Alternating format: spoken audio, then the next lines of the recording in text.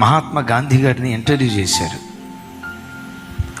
ఆయన క్రైస్తవుల గురించి మీ అభిప్రాయం ఏంటి అని అడిగితే ఇలా అన్నాడు.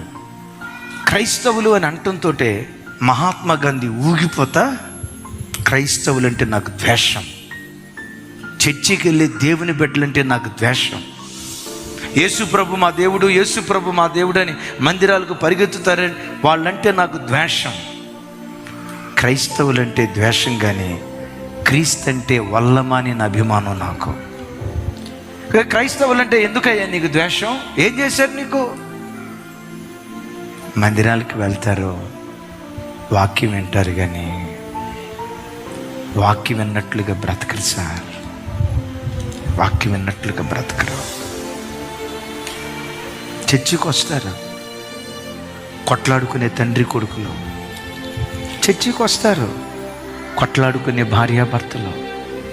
ఒకే చర్చికి వస్తారు. అన్నంటే తమ్ముడికి పడదు, తమ్ముడంటే అన్నకు పడదు, అత్తంటే కోడలకు పడదు, కోడలంటే అత్తకు పడదు. చర్చికి వచ్చినప్పుడు తెల్లబట్టలు వేసుకొని వస్తారు సార్.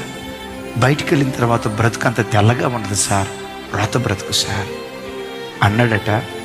నాకే గనక నికార్సైన క్రైస్తవులను కొంతమందిని ఇస్తే భారతదేశాన్ని కాదు ప్రపంచాన్నే 150 సార్లు నేను మారుస్తా అన్నాడట.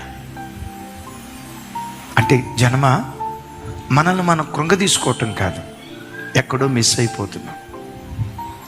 వాక్యం వింటున్నాం, కానీ ఆ వాక్యానికి తగిన ప్రామాణిక ప్రకారం ఎక్కడో మనం బ్రతకలేకపోతున్నాం. మీలో ఎవరైనా పేద బ్రతుకుతూ పర్వాలేదు, ఎవరైనా ధనవంతుల ఇంటిలో ఆయాలుగా బట్టలు ఉతికేవారిగా, ఏమంటారు, అంట్లు దోవేవాళ్ళుగా బ్రతికినా పర్వాలేదు. ఆ ఇంట్లో నమ్మకంగా పనిచేయి.